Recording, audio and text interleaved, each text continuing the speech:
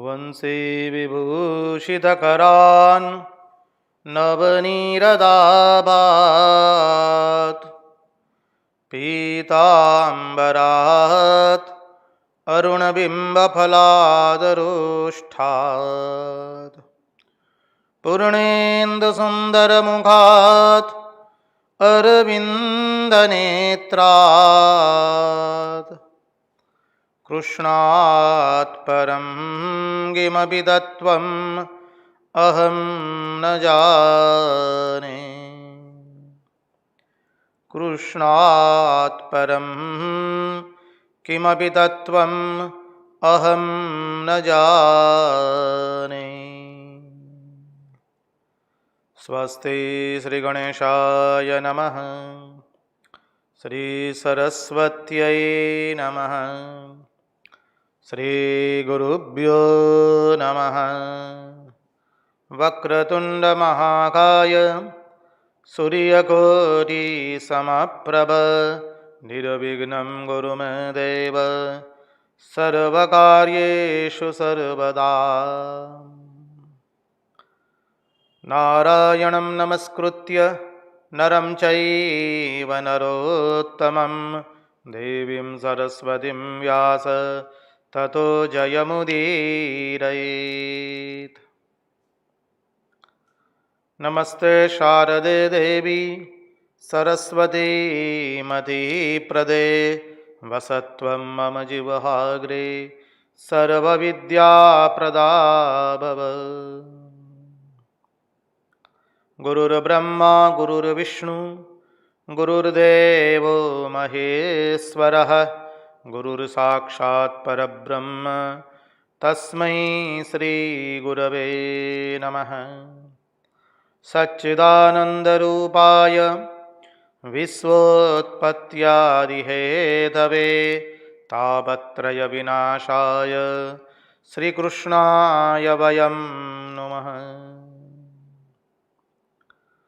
ॐ नमः परमहंसास्वादित चरणकमलचिन्मकरन्दाय भक्तजनमानसनिवासाय श्रीरामचन्द्राय विश्वसर्गविसर्गादि नवलक्षणलक्षितं श्रीकृष्णाख्यं परं धाम जगद्धाम नमामि तत्। ॐ स्थापकाय च धर्मस्य सर्वधर्मस्वरूपिणे अवतारवरिष्ठाय रामकृष्णाय ते नमः। मुखं करोति वाचालं पङ्गुं लङ्घयते गिरिं यत्कृपात्वमहं वन्दे परमानन्दमाधवम्। कृष्ण कन्हैया लाल की जय, भक्तवत्सल भगवान की जय, वृंदावन बिहारी लाल की जय, भगवान श्री राम कृष्ण देव की जय, भागवत भगवान की जय, भागवत भक्त भगवान की जय। ओम नमो भगवते वासुदेवाय। नारायण नारायण नारायण नारायण। सर्वप्रथम हम पूज्यपाद स्वामी आदि भवानंद जी महाराज जी के चरणों में सश्रद्धेय प्रणाम निवेदित करते हैं। तत्पश्चात रामकृष्ण आश्रम राजकोट के अध्यक्ष पूज्यपाद स्वामी निखिलेश्वरानंद जी महाराज जी के चरणों में सश्रद्धेय प्रणाम निवेदित करते हैं। तदनंतर उपस्थित पूज्यपाद प्रभु सेवानंद जी महाराज एवं अन्यान्य सभी सन्यासी महात्माओं एवं विरक्तों के चरणों में सश्रद्धेय प्रणाम निवेदित करते हैं। और इस दृश्य श्राव्य माध्यम से जो कोई भी इस भागवत कथा का रसामृत पान कर रहा है, उन सब के हृदय में निवासित उस अनंत अखंड अविनाशी परब्रह्म परमात्मा को मुहुर मुहुर वंदन करके आइए हम भागवत रसामृत के रस समुद्र में अवगाहन करे। नारायण नारायण नारायण नारायण।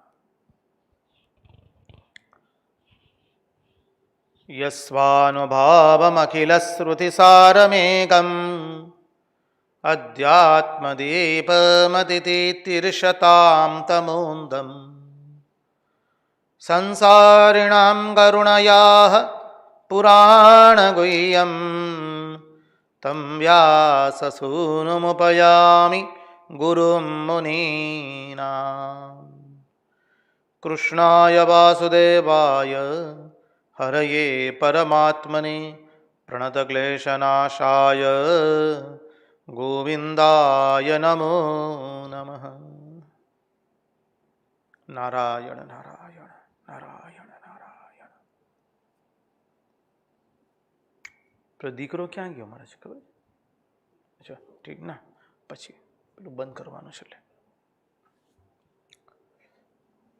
બરાબર, આનાથી થઈ જશે. નારાયણ નારાયણ નારાયણ નારાયણ નારાયણ.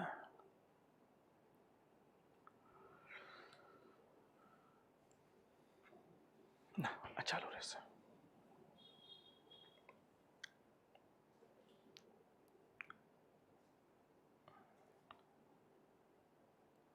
जिज्ञासु ने जिज्ञासा प्रकट की है महाराज, हमारे मन की मति गति और रति भगवान में नियुक्त रहे। इसलिए जब हम हमारे कार्यालय में जाते हैं कार्य करने के लिए, तो कार्य के बीच में तो हमारा भगवान नाम स्मरण छूट जाता है। कार्य में हम कार्य करते इसलिए, तो क्या उससे कोई हमारी अविच्छिन्न धारा में क्या कोई विक्षेप पड़ेगा? बोले बिल्कुल नहीं। देखिए, जब आप गृह का कार्य कर रहे हैं, रसोई बनाते हैं, तो आप भजन गा रहे हैं, स्तोत्र पाठ कर रहे हैं, नरसिंह मेहता के भजन गा रहे हैं, भक्ति करता छूटे मारा प्राण, प्रभु एवं मांगू छू इत्यादि भजन गा रहे हैं, वो भगवान नाम स्मरण ही हुआ। आप भजन के साथ साथ अपने मन को, अपने भाव को उसके साथ जोड़ते रहिए। पहली अवस्था में केवल हम भजन गाते रहेंगे, धीरे धीरे धीरे अवस्था बढ़ेगी, और तदुपरांत जब कार्यालय में जाते हैं तो बीच में थोड़ा अवकाश कभी मिलता है तो भगवान को मन से याद कर लीजिए। कार्यालय में तो कार्य करना पड़ता है, आपको जिम्मेवारी दी गई है, आपको कार्य सौंपा गया है, कार्य आपको समय की अवधि में पूर्ण करना है। आप अन्य लोगों के साथ बैठे हैं, बहुत कुछ है, आप भीतर ही भीतर कार्यालय में अपने भगवान को पुकारते रहिए, और तब कुछ न हो पाए तो भीतर ही भीतर इतना तो अवश्य हम बोल सकते हैं, हो प्रभु मैं आपका हूं और आप मेरे हैं। महात्मा लोगों ने यहां तक बताया कि इतना पुकारते जाइए, प्रभु आप मेरे हैं और मैं आपका हूं।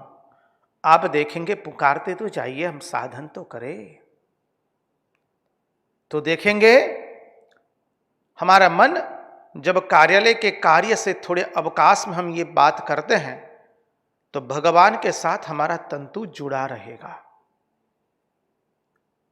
हमारे रामकृष्ण मठ मिशन के उपाध्यक्ष थे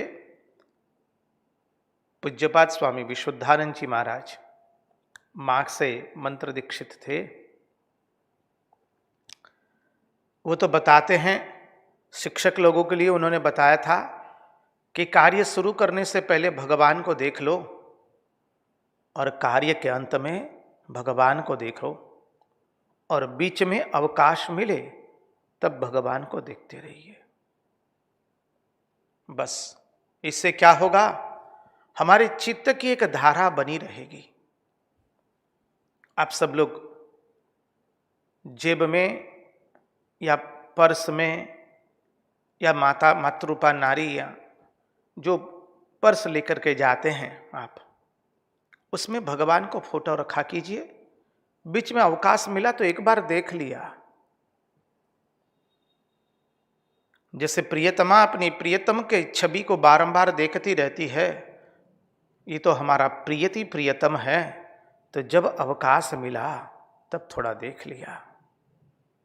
मातृरूपा नारी कार्य करती है कार्यालय में, छोटे बच्चे को घर पे रखा है, छोटे बच्चे को एक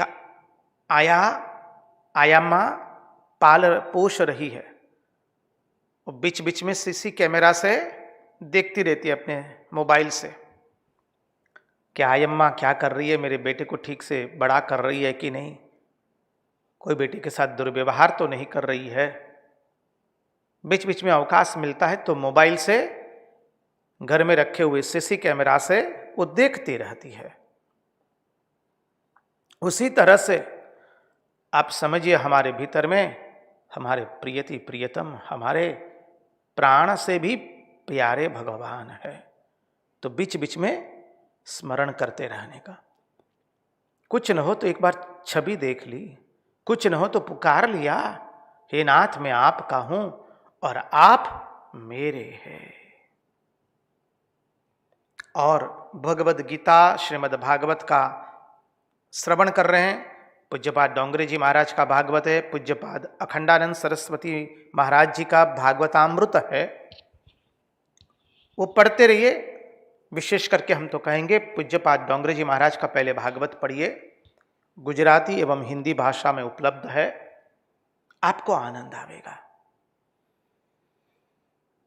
ऑनलाइन भी उपलब्ध है, तो न हो तो आप ऑनलाइन ऑर्डर करके मंगवा सकते हैं, लेकिन उसका नित्य पाठ कीजिए। नित्य पाठ, ऐसा नहीं कि जब जो चाहा पन्ना खोल लिया और पढ़ लिया। कोई भी पुस्तक इस तरह से पढ़ी नहीं जाती है। विशेष करके जब हम शास्त्र अध्ययन कर रहे तो ये शास्त्र अध्ययन का तरीका नहीं है। प्रथम पन्ने से लेकर के अंतिम पन्ने तक हम क्रमशः जाएंगे, पेज टू पेज पढ़ना है। और पढ़ करके, भले एक पन्ना पढ़े आप, पढ़ करके बंद करके थोड़ा श्रवण कीजिए कि आचार्य भगवान, हमारे परमहंस शिरोमणि भगवान शुकदेव जी महाराज क्या कह रहे हैं। रामकृष्ण कथामृत आपको पढ़ने की आदत होगी, न हो गई तो बना लीजिए। रात्रि में शयन से पूर्व रामकृष्ण कथामृत पढ़ करके सो जाने का। तो क्या होगा, पढ़ते पढ़ते जो पढ़ा है उसका चिंतन आता रहेगा, पहले नहीं आएगा। ये सब कुछ एकदम नहीं होता है जी। सनहि सनहि उपरमेत बुद्धया धृति गृहीतया आत्मसंस्थम मनक किंचित।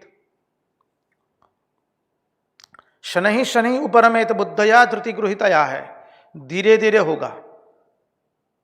आज ही आम का वृक्ष बो दिया, बोले बोले कल हम उसका फल काटेंगे, वो नहीं होगा। शुरू कीजिए, अपना अभ्यास हमको बनाना पड़ेगा। रात्रि में रामकृष्ण कथामृत पढ़ लिया, मान लीजिए आपने भोजन के पश्चात पढ़ लिया, और सोने से पूर्व विष्णु सहस्त्रनाम का पाठ कर लीजिए, बहुत फायदा होगा। क्योंकि जब हम शयन कक्ष में बिस्तर पर जाते तभी ये मन मातंगा करे तूफाना शुरू हो जाता है। तो उसको नथने के लिए, उसको वश में करने के लिए सोने से पूर्व विष्णु सहस्त्रनाम का पाठ कीजिए, रामकृष्ण कथामृत पढ़ करके सो जाइए। और श्री रामकृष्ण देव ने तो और एक अद्भुत दृष्टि हम लोगों को दी है। बोले सोने के समय चिंतन करो, क्या कहते हैं, बोले मां काली हमारे हृदय पर चढ़ चुकी है। मानी हम कौन हो गए, हम शिव है। और मां काली, यदि आप काली के मानी काली की जो प्रतिमा है वो आपके यदि मन में आती है तो चिंतन कीजिए, या कोई भी देवता का चिंतन कर लीजिए। अरे यहां तक बताया है महात्माओं ने, यदि अशुभ विचार को नथना है तो नरसिंह भगवान का चिंतन कर लीजिए। अद्भुत फल प्रदायक होगा। जैसे श्री रामकृष्ण देव ने बताया, रात्रि में सोने के समय जैसे मां काली हमारे हृदय पर चढ़ चुकी है, या अशुभ विचारों को नाथने के लिए, दूर करने के लिए भगवान ने जब अपना नरसिंह स्वरूप धारण किया और हिरण्यकशिपु का जिस तरह से वध किया, विकराल स्वरूप धारण करके, उस स्वरूप की भजना कीजिए, चिंतन कीजिए। भजना करने का अर्थ समझिए। चिंतन करें तो देखेंगे अनिच्छनीय विचार सदा के लिए धीरे धीरे दूर हो जाएंगे। महात्माओं ने अपने स्वानुभव से यह सब कहा है, हम करके तो देखे, साधन तो करें, 2 साल 4 साल साधन तो करें, फल अवश्य मिलेगा।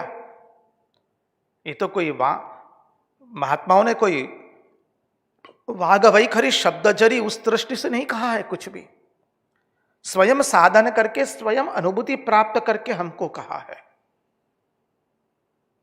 इसलिए रात्रि में सोने के समय आप रामकृष्ण कथामृत पढ़िए या विष्णु सहस्रनाम पाठ करके शयन में जाइए,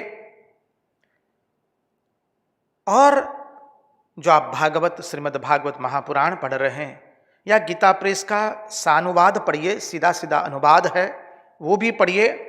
लेकिन यदि मानसिकता ठीक नहीं होगी तो उसको समझने में तकलीफ होगी। इसलिए हम आप लोगों से विशेष अनुरोध करेंगे कि पूज्यपाद डोंगरे जी महाराज का भागवत पढ़िए पहले, वो आवश्यक है।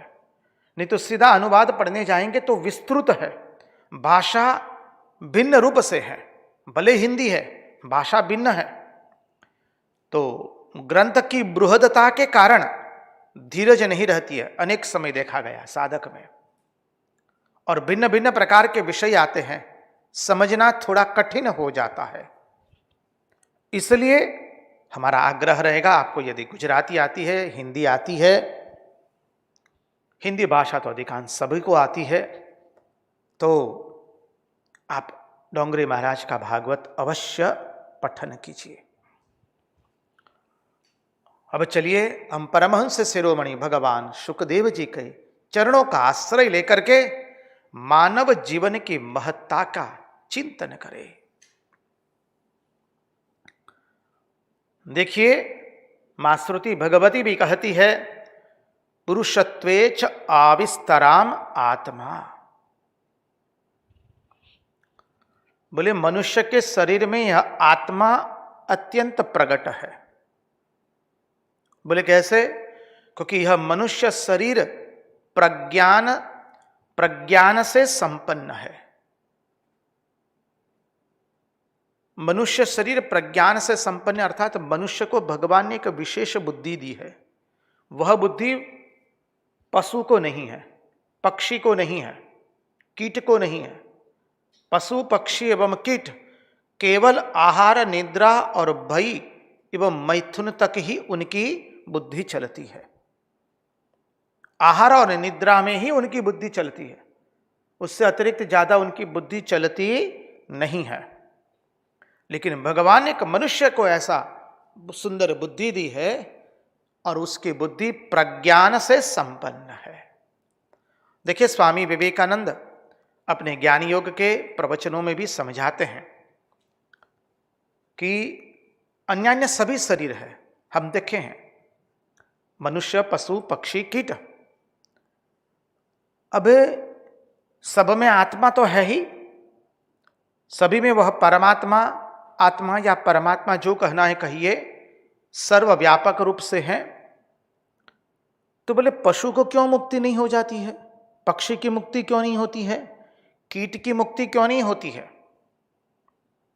स्वामी विवेकानंद वैज्ञानिक भाषा से हमको समझाते हुए कहते हैं, मानी एक बहुत बड़ी नहर जा रही है जल की, और उस नहर के दोनों साइड, दोनों बाजू खेत है, और उस खेत में उस नहर का जल आए इसलिए क्या किया है, आउटलेट दिया गया है।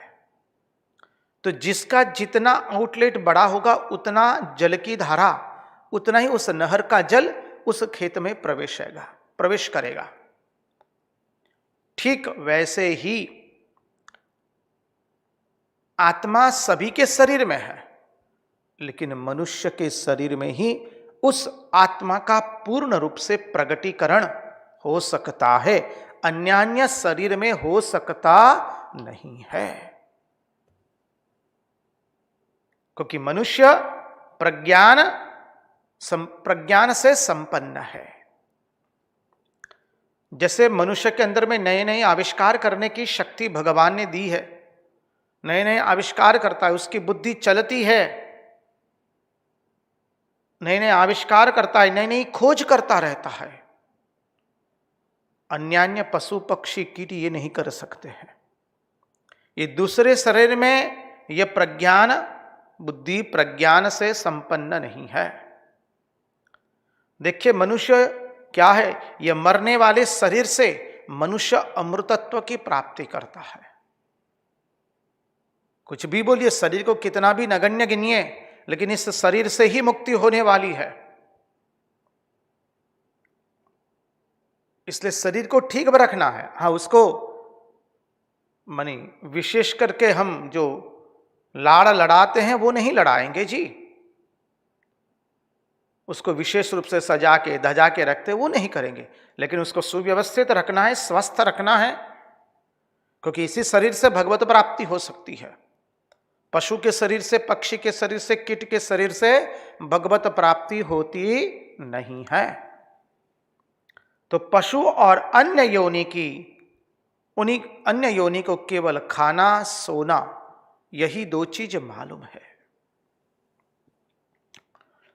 ये मनुष्य के शरीर की विशेषता है।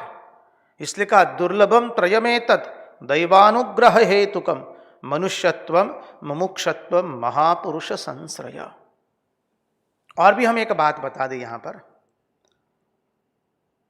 देखिए, यदि मनुष्य में भी यदि हम अत्यंत दरिद्र घर में, जहां केवल भिक्षुक बनकर के हमें हमारा जीवन का गुजारा करना है, उस अवस्था में होते तो क्या हम सत्संग कर पाते? प्रश्न पूछना है हमें अपने आप से। क्योंकि रात दिन केवल एक ही चिंता लगी रहती है कि पेट का गड्ढा कैसे भरेगा, कैसे भिक्षा मांगे, कहां से भिख मांग करके हमारी भिक्षा का निर्वाह, हमारी क्षुधा का निर्वाह करें। भिखारी बनेंगे तो क्या होगा? भिखारी कभी सत्संग नहीं कर सकता है। See, exceptionals are there, but exceptionals are not the law. उसमें ये अतिक्रम होता है, उसमें दो मत नहीं है, लेकिन अतिक्रम जो होता है वो कोई कोई किस्से में होता है, सामान्य रूप से वह नहीं होता है।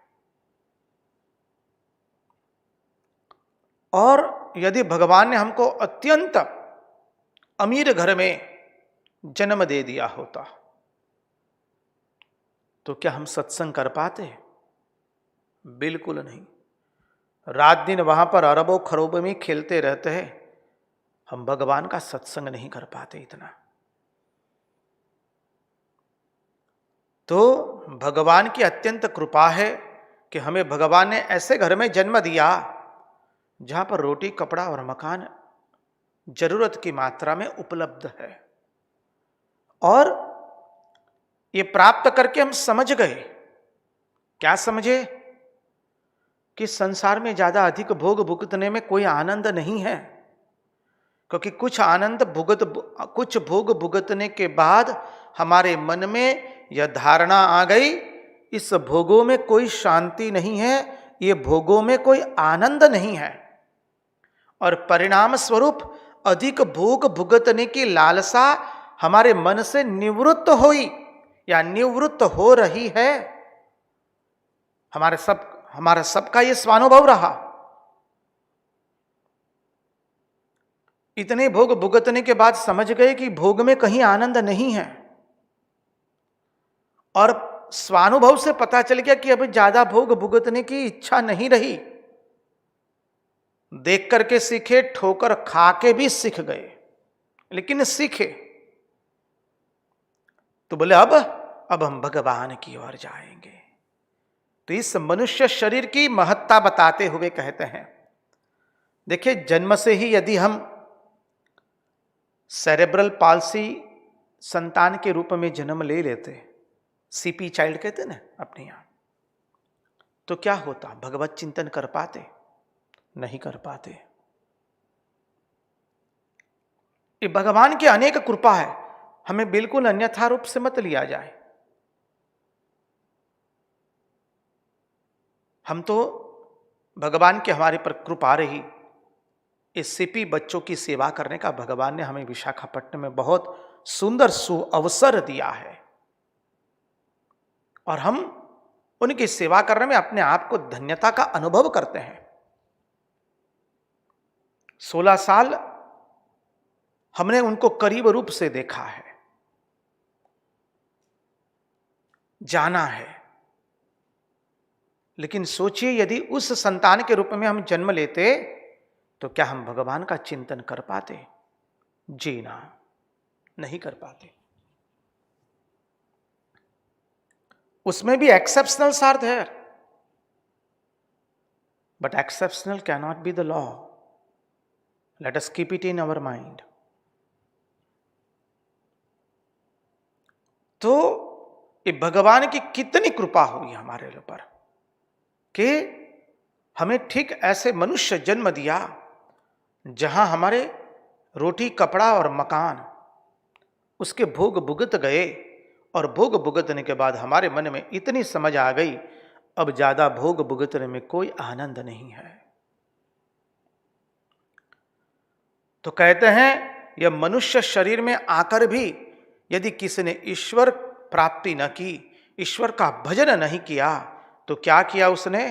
बोला हाथ में आया हुआ हीरा उसने गंवा दिया। ये मनुष्य जन्म हीरा है और विषय जो है वो कूड़ा है। हाथ में आए हुए हीरे को उसने कूड़ेदान में फेंक दिया। हाथ भगवान की कृपा से मनुष्य शरीर मिला, इस मनुष्य शरीर से यदि हमने भगवान नामस्मरण नहीं किया,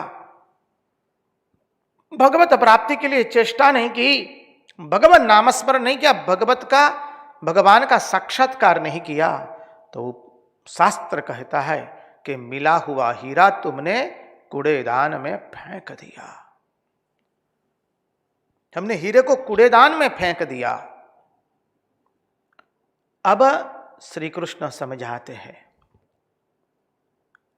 उद्धव जी को, कहते हैं अपने पूर्वज राजा यदु की बात बताते हैं। श्री कृष्ण, देखिए ये भागवत की परंपरा रही और हमारे शास्त्रों की परंपरा रही कि कुछ भी बताते हैं तो पहले पूर्व काल में ये ऐसा हो चुका है, वहां से बता रहे हैं। इसका चिंतन हमने 10वें स्कंद के अंतर्गत किया था कि पूर्व में भी ऐसा ही प्रश्न हुआ था, और पूर्व में इस प्रश्न का निराकरण इस सत्संग से हुआ है। अतः हम तुम्हें वो संवाद, वो सत्संग सुनाते हैं।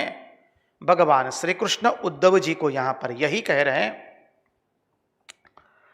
अपने पूर्वज राजा यदु और अवधूत का संवाद, अवधूत दत्तात्रेय के इतिहास को उद्धृत कर करके उनका संवाद सुना रहे हैं। भगवान श्री कृष्ण ने कहा कि हमारे पूर्वज राजा यदु बहुत बड़े धर्मात्मा थे, धर्मवेत्ता थे। उन्होंने अवधूत दत्तात्रेय जी को देखा और उनके पास गए, वंदन किया, उनकी शरण ली और उनसे सत्संग किया, और उनको कहा कि महाराज आपको यह बुद्धि कैसे प्राप्त हुई? कौन सी बुद्धि? क्या आप कुछ करते नहीं हैं? आपके पास भोग के कोई साधन नहीं है, कुछ भी नहीं है, फिर भी आप प्रसन्न वदन है, आप में असंतोष नहीं है, आप अपनी मस्ती में आनंद में है, आपको देख के पता चलता है कि आप अत्यंत आनंद में हैं, आप अपनी मस्ती में हैं, आप कुछ कार्य नहीं करते हैं फिर भी आप संतुष्ट हैं। जबकि हमारे भीतर तो कार्य करने की प्रेरणा अधिकांश रजोगुण और तमोगुण के कारण आती है। तो अवधूत दत्तात्रेय को देख करके यदु राजा ने अवधूत दत्तात्रेय जी से यह संवाद किया है। अब देखिए, राजा यदु जो थे वो बहुत धर्मनिष्ठ थे। आप लोग जानते, महाभारत में कथा आती है विस्तार से, आप लोगों ने सुना भी होगा। उनको संसार का बड़ा भारी अनुभव था। अपने पिता ने ही उनको शाप दे दिया था कि जाओ तुम लोग भोग सुख से वंचित हो जाओगे। क्यों? क्योंकि उनके पिता ने उनसे उनके यौवन के शरीर की मांग की भोग भुगतने के लिए, और उन्होंने अपना शरीर नहीं दिया। बोले इस शरीर हम आपको नहीं दे सकते, आप हमारी युवानी हम आपको नहीं दे सकते हैं, क्योंकि वो अधर्म हो जाएगा। यदि हम अपना यौवन दे देते हैं और उस यौवन से आप भोग भुगतते हैं तो वो हमारा अधर्म हो जाएगा, हम आपको हमारा यौवन नहीं देंगे। परिणाम स्वरूप ययाति ने, उनके पिता ने उनको शाप दे दिया था और कहा था कि तुम सब लोग भोग सुख से वंचित हो जाओगे। तो ऐसे बड़े धर्मात्मा थे और बहुत बड़ा उनको धर्म का अनुभव था। इसलिए भगवान श्री कृष्ण ने यदुवंश में जन्म धारण किया है। वैसे वैसे ही यदुवंश में जन्म धारण नहीं किया है। अब राजा यदु ने देखा कि एक तिरस्कृत वेश के अंदर में, तिरस्कृत वेशभूषा वाला कोई ब्राह्मण निर्भय होकर के अपनी मस्ती में, आनंद में विचरण कर रहा है। देखने में विद्वान है, पता चल जाता है कि वो अपने में संतुष्ट है। उसको न किसी से कुछ चाहिए, न किसी से कुछ लेना देना है। वो वृद्ध भी नहीं है, कुरूप भी नहीं है, देखने में तरुण है, केवल वेशभूषा उसकी अच्छी नहीं है, किंतु बड़े निर्भय होकर के अपने आनंद में तृप्त है। ऐसा नहीं कि वो अतृप्त है, निराशाजनक है, हाय हाय करने वाला है। तमोगुणी नहीं है, रजोगुणी भी नहीं है, सत्वगुणी भी नहीं है, उससे भी परे लगता है।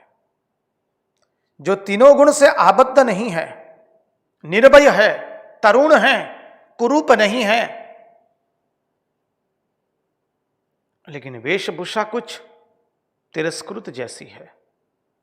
जो अवधूत होते हैं वो या तो दिगंबर रहते हैं या उस वेशभूषा में रहते हैं जैसे संसारी लोग उसकी निंदा करते, उस वेशभूषा की। अवधूत उसको कहते हैं जिसकी वेशभूषा तिरस्कृत होती है। भोगी लोग, अर्थपरायण लोग, नासमझ लोग जिसकी हंसी उड़ाते हैं, उसका नाम है अवधूत। उसका बाह्य वेश से यह नामकरण है। अवधूत का अर्थ हमने देखा है अर्थात जिसको कोई आशा नहीं है, आशा जिसमें नहीं है। वह अर्थात जिसमें वासना नहीं, वासना जिसमें नहीं है। द अर्थात धोतात्मा, स्वयं ईश्वर, जो अपने को ब्रह्म रूप से जानता है, ब्रह्म के साथ एक हो चुका है। त अर्थात जो ईश्वर के तन्मय हो चुका है ईश्वर के नाम में। अर्थात आशा जिसमें नहीं है, वह अर्थात वासना जिसमें नहीं है, ध अर्थात धूतात्मा, त अर्थात तन्मय हो चुका है जो ईश्वर के अंदर में या अपने स्वरूप में, अपने स्वस्वरूप में जो तन्मय हो चुका है।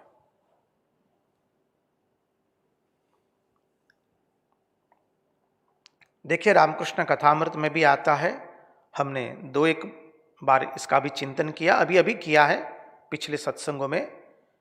एक परमहंस आया, श्री रामकृष्ण देव कहते हैं, काली मंदिर में, और आकर के गंगा जी में स्नान करके उसने इतना अद्भुत स्तव किया मंदिर में, पूरा मंदिर हिलने डुलने लगा।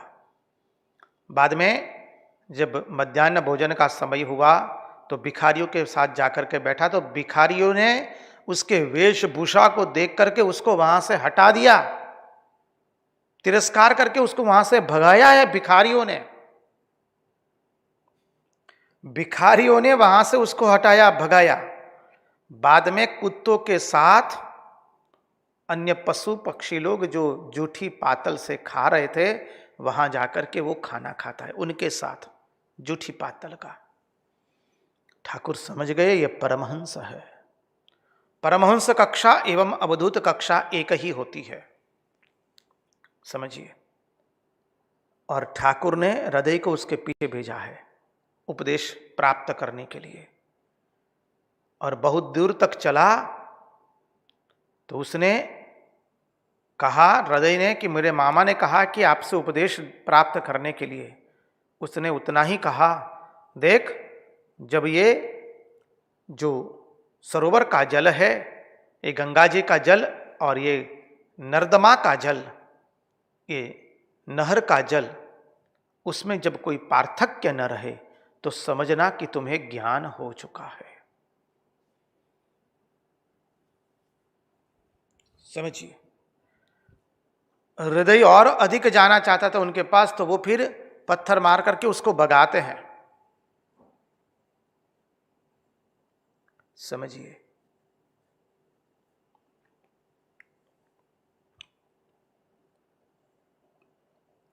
तो अवधूत ये ऐसे होते हैं, उनको बाहरी वेशभूषा से कोई लेना देना नहीं होता है।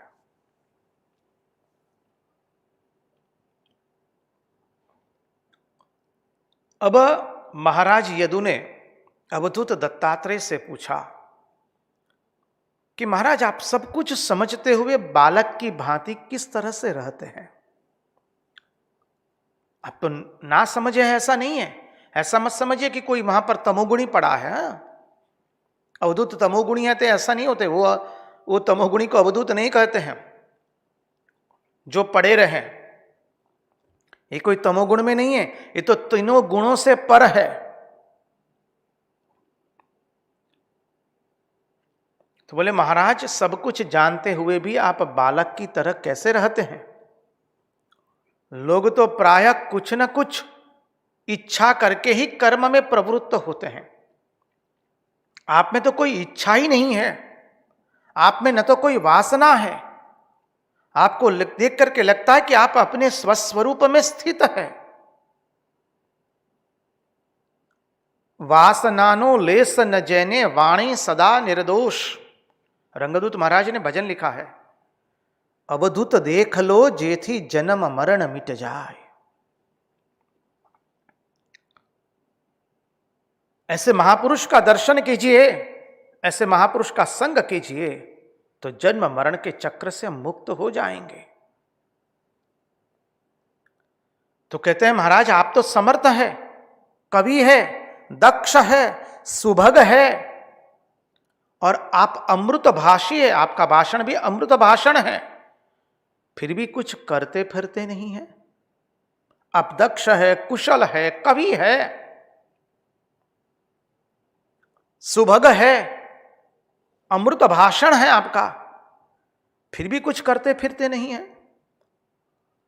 दुनिया के लोग तो महाराज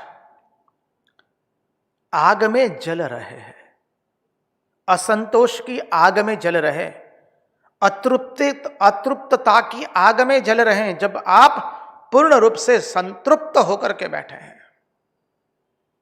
वासना की आग में जल रहे हैं, दुनिया के लोग डूब रहे हैं, आग में जल रहे हैं, और जबकि आप जैसे गंगा जी में हाथी प्रविष्ट हो गया हो और कितना प्रसन्न होता है, उसी तरह से आप अत्यंत प्रसन्न होकर के अपने स्वस्वरूप में स्थित है। आपको यह आनंद कहां से प्राप्त हुआ? अवधूत का वर्णन किया है। देखिए, यहां पर बताते हैं कि संसारी लोग अतृप्तता की आग में तप रहे हैं, जल रहे हैं। संसार में आनंद दो ही वस्तु से मिलता है, हमने देखा है, और जब देखे थे तब कहा था कि इसका तंतु आवेगा अवधूत गीता में, तब इसको विस्तृत रूप से देखेंगे। देखिए, संसार में आनंद केवल दो कारणों से ही आता है, और वो दो कारण क्या है? एक है स्पर्श और दूसरा है मन। हम जब भी स्पर्श करते हैं तब आनंद प्राप्त करते हैं।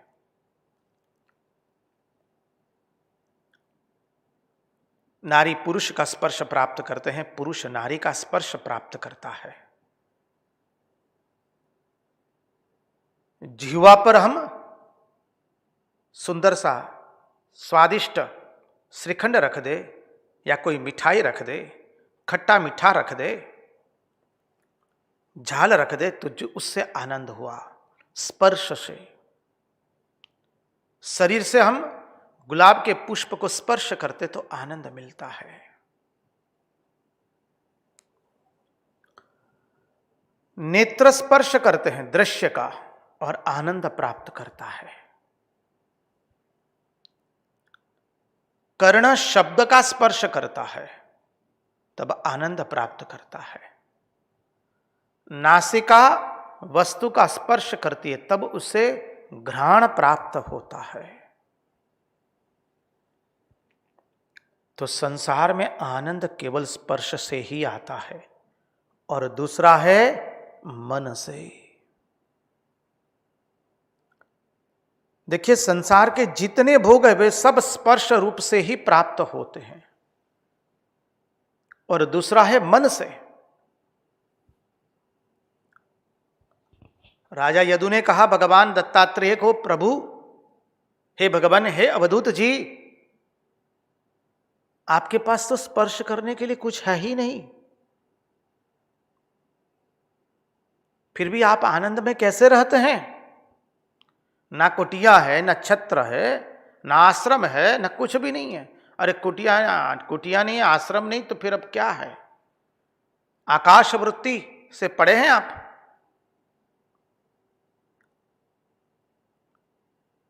इसलिए राजा यदु ने कहा कि आपके पास तो स्पर्श की कोई चीज ही नहीं है, भोग की कोई सामग्री ही नहीं है, और दूसरा संसारी लोग जिससे खुश होते हैं वो क्या है? बोले अपने संबंध को वो मन से जोड़ देते हैं, अपने संबंधी से वो मन से जुड़ते हैं, अपने स्वयं को मन से जोड़ करके कहते हैं ये हमारे मित्र है, हमारे परम स्नेही हैं, ये हमारे संतान है, पिताजी है, माँ बाबूजी है, भार्या है, स्वजन है, संबंधी है, रिश्तेदार है। अपने संबंधी से मन जोड़ लेते हैं, और मन संबंधियों से मन जोड़ जोड़ करके यह हमारी भार्या, यह हमारे संतान, ये हमारे आत्मीय जन, प्रियजन, स्वजन, मित्र, स्नेही, संबंधी, बस उसी में रचे पचे रहते हैं। मन से सबसे संबंध जोड़ना शुरू कर दिया। लेकिन प्रभु, हे अवधूत जी, आप तो अकेले हैं, कोई चेला चमुंडा भी नहीं है, कोई रिश्ते नातेदार भी नहीं है, कोई मित्र भी नहीं है, कहने को आश्रम भी नहीं, कुटिया नहीं, तो आश्रम तो दूर की बात हो गई है जी। फिर भी आपके दिल में से आनंद का जो स्रोत उमड़ रहा है, लहर उठ रही है, इसका कारण क्या है? हमें बताइए। इस प्रकार जब राजा यदु ने अवधूत दत्तात्रेय जी से संवाद किया तो साथ साथ में यह भी कह दिया कि यह बात मैंने अनेकों से पूछी है, यह बात यह प्रश्न मैं अनेक लोगों को पहले पूछ चुका हूं। अब अवधूत दत्तात्रेय जी ने उनको उत्तर दिया कि राजन, मैंने बहुत से गुरुओं को आश्रय लिया है, मैंने बहुत से गुरुओं का आश्रय लिया है, इसलिए मैं आनंद पूर्वक विचरण करता हूं। मैंने बहुत से गुरुओं का आश्रय लिया है। अब यहां गुरु अर्थात दीक्षा गुरु वो मत समझिए। गुरु शब्द का अर्थ केवल दीक्षा गुरु नहीं करना है, जो हमें कान में मंत्र दे दे और हमारे इष्ट को बता दे, साधना की पद्धति बता दे, उस गुरु की बात नहीं है। यहां पर दो गुरु होते हैं, एक है दीक्षा गुरु और दूसरे हैं शिक्षा गुरु, जिनसे हम शिक्षा ग्रहण करते हैं। शिक्षा सीखनी पड़ती है दूसरों से। जो कुछ भी हम दूसरे के चरित्र से सीखे, दूसरे के अच्छी क्रिया से सीखे, वो हमारे शिक्षा गुरु बने एक तरह से।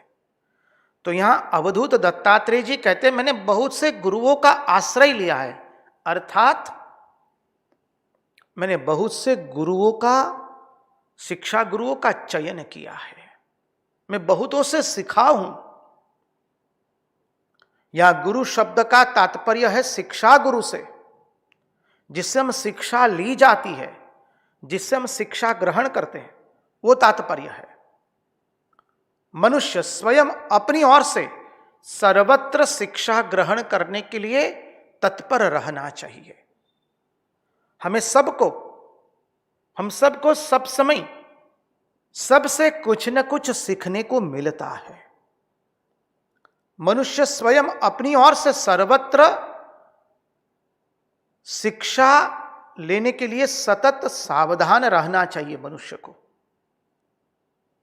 इसलिए श्री रामकृष्ण देव ने कहा ना, as long we live so long do we learn. जब तक जिएंगे तब तक सीखते रहेंगे। Make sure the student which is inside us, the student inside us should not die. हमारे भीतर का विद्यार्थी कभी नष्ट नहीं होना चाहिए।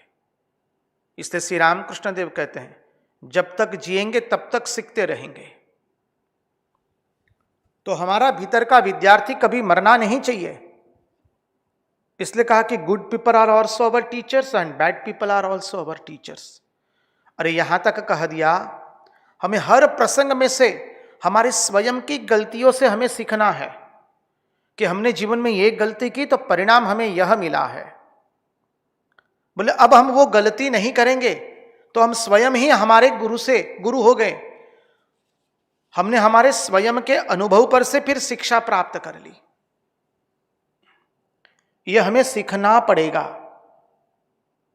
दूसरों के अंदर में जो अच्छे सद्गुण हैं, चरित्र में, उनके विचारों में, उनकी क्रियाओं में, उनसे वो सद्गुण हमें सीखने पड़ेंगे। इसलिए शिक्षा गुरु हुए। कभी हम चलते चलते गिर जाते हैं, पांव फिसल जाता है, बोले उससे भी हमें सीखना है। क्या सीखना है कि कैसे पांव पर लगाना, कैसे पांव कदम के बाद दूसरा कदम रखना। हम हमारी गलतियों से अधिक सीखते हैं। स्वामी विवेकानंद कर्मयोग में बताते हैं, we learn from our mistakes. हम हमारी गलतियों से सीखते हैं। तो यहां पर अवधूत दत्तात्रेय जो कह रहे, बहुत सुंदर कह रहे हैं। कहते हैं पृथ्वी वायुराकाश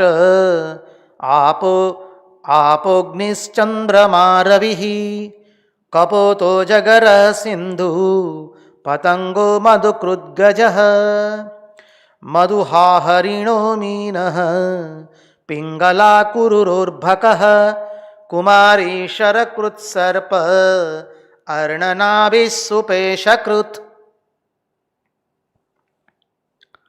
जिन जिन से उन्होंने सीखा उन सबका नाम ले लिया। पृथ्वी वायुराकाश आप अग्निश्चंद्रमा रवि। पृथ्वी, वायु, आकाश, जल, अग्नि, चंद्रमा, सूर्य। कपोतो जगरः सिंधु पतंगो मृदुकृत गजः। बोले कपोत, कपोत अर्थात कबूतर, अजगर समुद्र, पतंग मधुकृत भौरा, गजः हाथी, मधुहाहरिणो मीनः पिंगला कुरुरोर्भकः। मधु निकालने वाला अर्थात शहद निकालने वाला।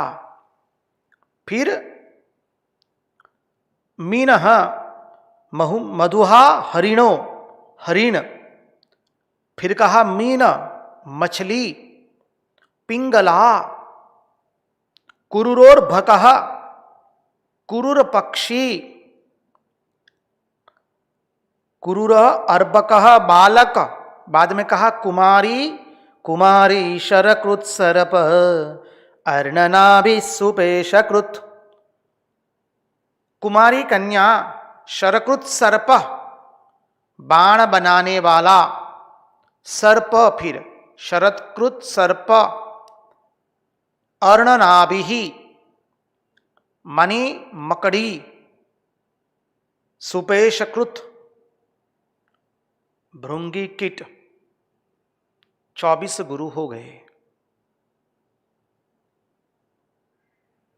देखिए, पृथ्वी, वायु, आकाश, जल, अग्नि, चंद्रमा, रवि, कबूतर, अजगर, समुद्र, पतंग, भौरा, हाथी, शहद निकालने वाला हरिण। फिर आया मछली, पिंगला, कुरुर पक्षी, बालक, कुमारी कन्या, बाण बनाने वाला, सर्प, मकड़ी एवं भृंगी कीट। 24 गुरु का वर्णन कर दिया। अब यहां पर भगवान दत्तात्रेय बता रहे हैं कि प्रथम 7 गुरुओं से उन्होंने क्या शिक्षा ग्रहण की है। बहुत सुंदर है।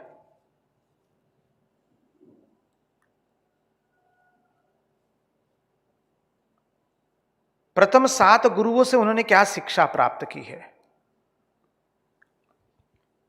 देखिए, प्रथम 7 है पृथ्वी से लेकर के, पहली आती है पृथ्वी। तो हम आपको बता दें, ये जो सीखने वाले कौन हैं? अवधूत है, दत्तात्रेय।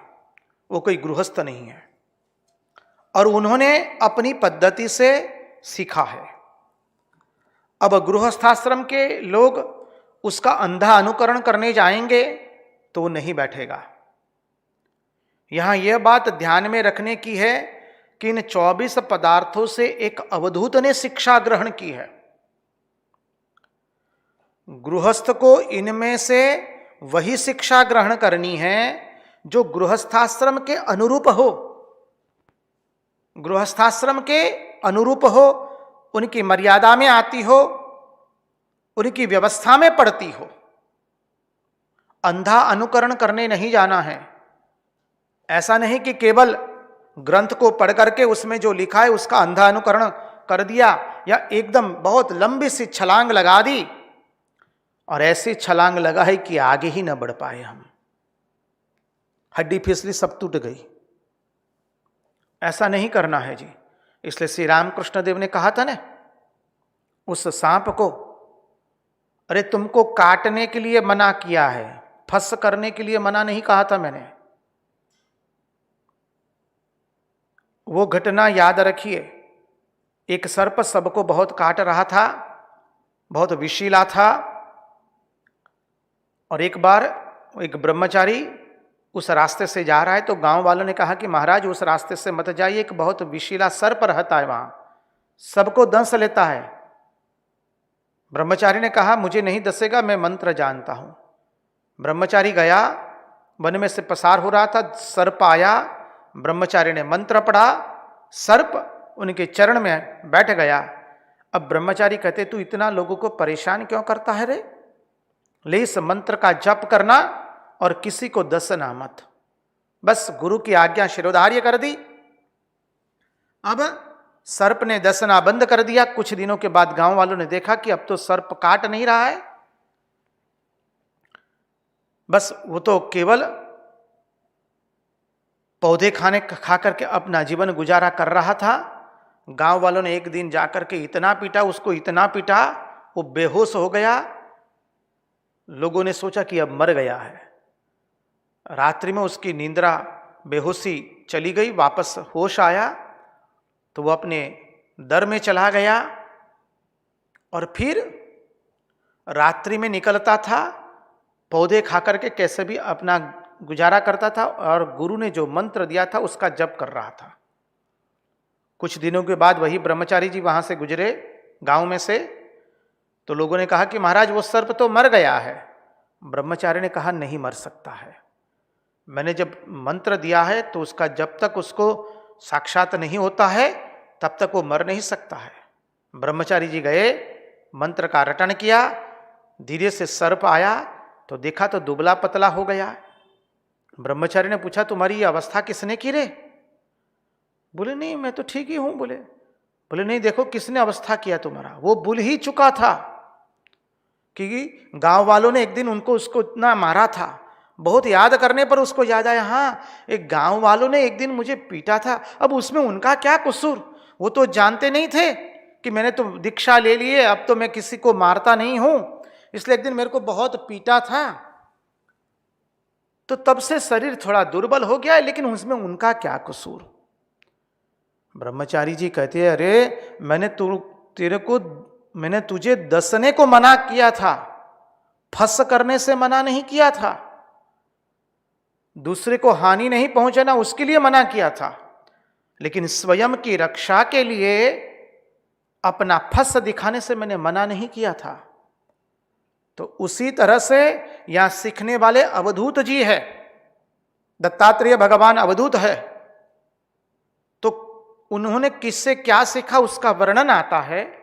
उस वर्णन में गृहस्थाश्रमियों को विशेष करके हमारा नम्र निवेदन रहेगा, महात्मा लोग भी नम्र निवेदन करते हैं कि अपने गृहस्थाश्रम की मर्यादा में रह करके और उसके अनुरूप जो शिक्षा हो वो ग्रहण करनी है।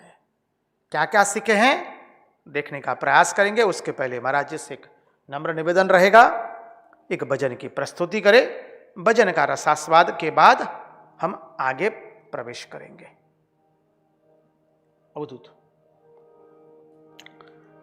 ये भजन जो है वो रंगअवधूत महाराज का ही भजन है, जो अभी अभी जिसका हमने जिक्र किया, अवधूत देख लो रे जेथी जन्म मरण मिट जाए।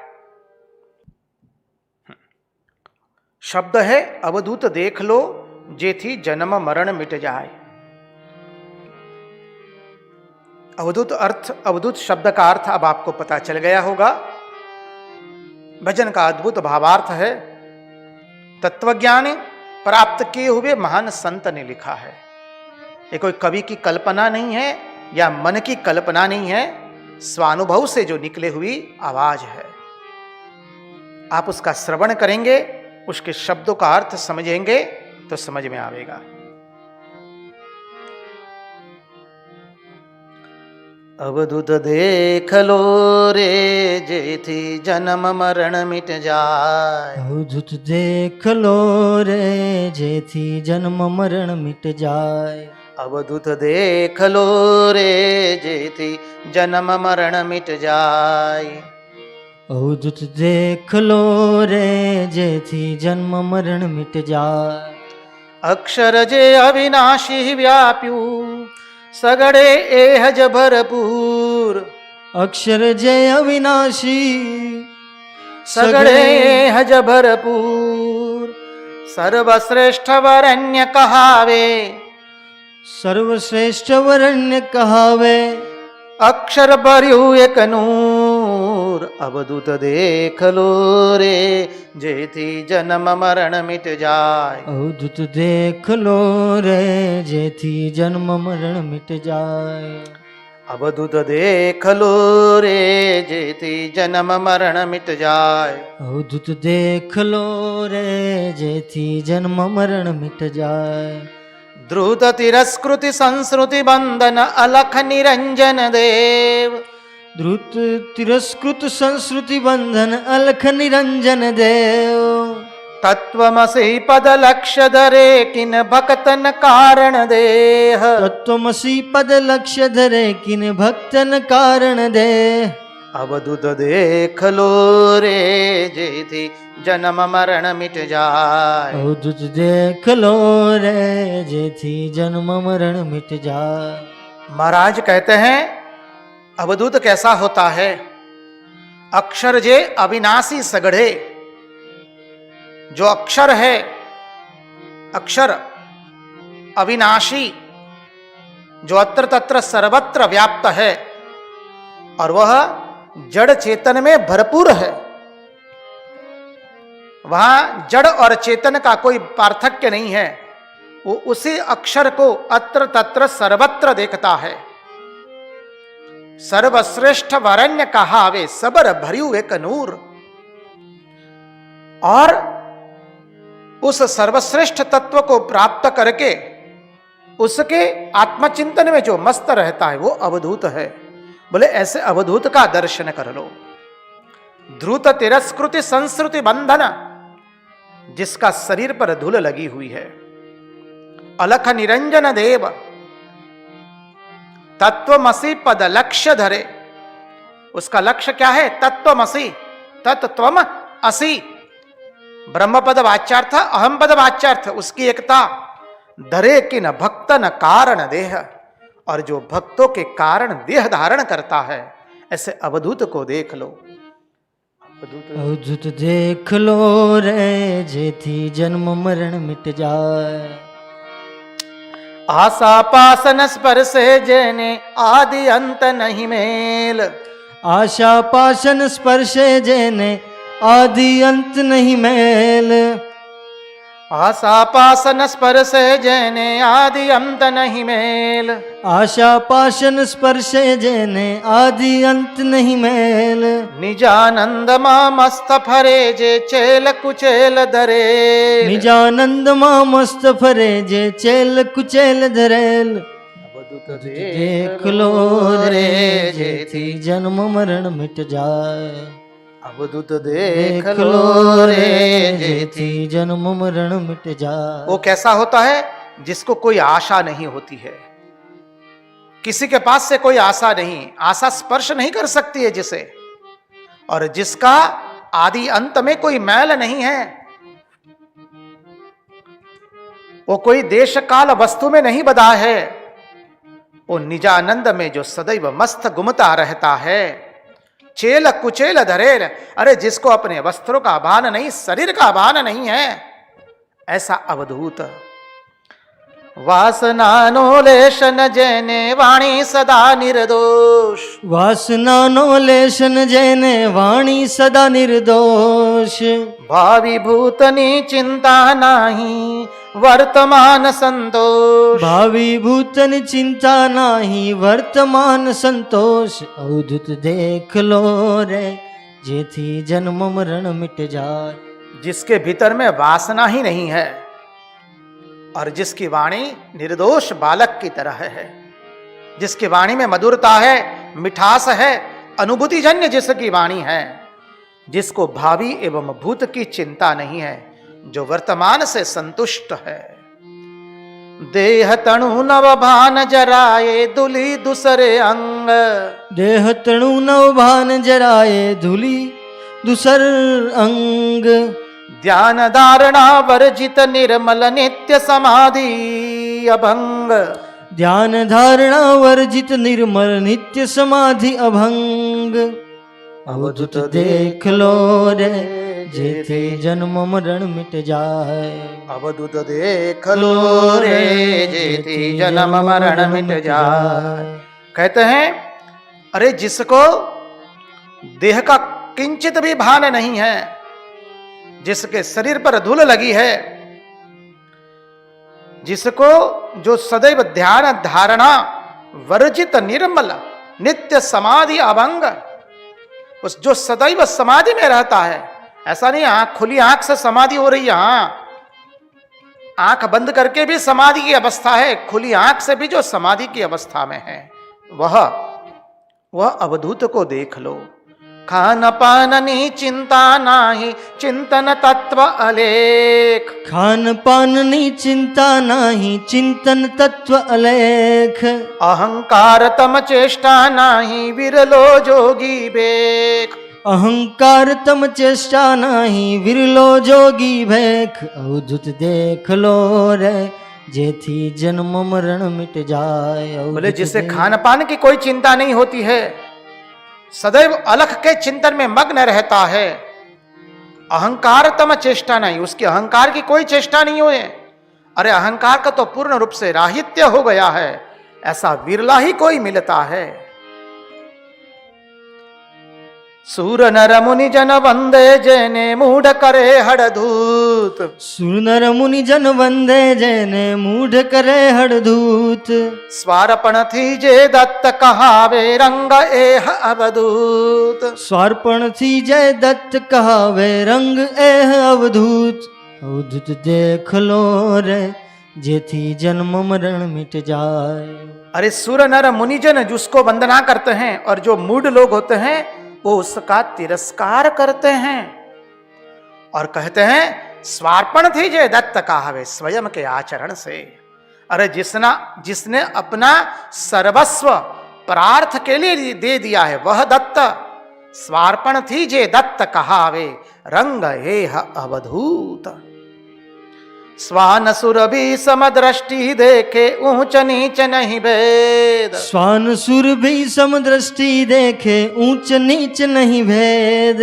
स्वैर समाधि बूझे तेने रंग रहे क्या खेद। स्वैर समाधि बूझे तेने रंग रहे क्या भेद। अवधूत देख लो रे जेथी जन्म मरण मिट जाए। बोले उसके लिए स्वान और सुर भी अर्थात अच्छी चीज, स्वान एवं सुर भी जिसके लिए एक ही है। सुर भी अर्थात गाय, स्वान और गाय दोनों एक ही है, दोनों एक दृष्टि से देखता है, जो जिसके अंदर में ऊंच नीच का कोई भेद नहीं है, जो स्वैर समाधि में सहज समाधि लगी है, जिसको सदैव जो समाधि में आरूढ़ रहता है,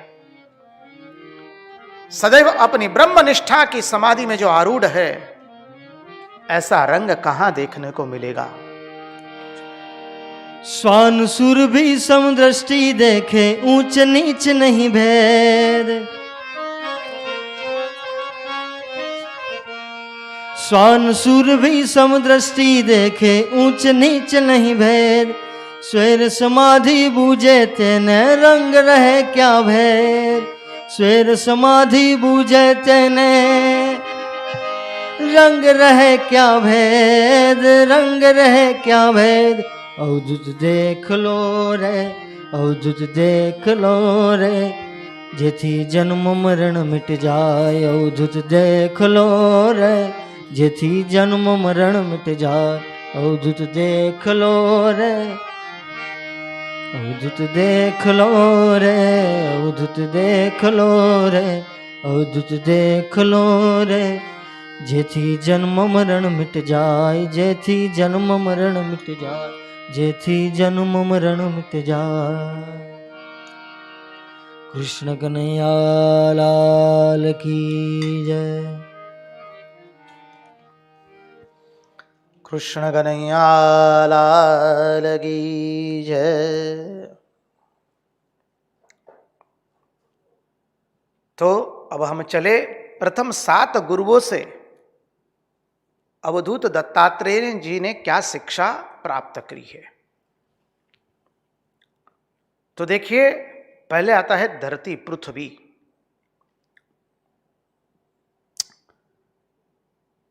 पृथ्वी के अंदर में 3 विभाग किए हैं, पृथ्वी, पहाड़ एवं वृक्ष।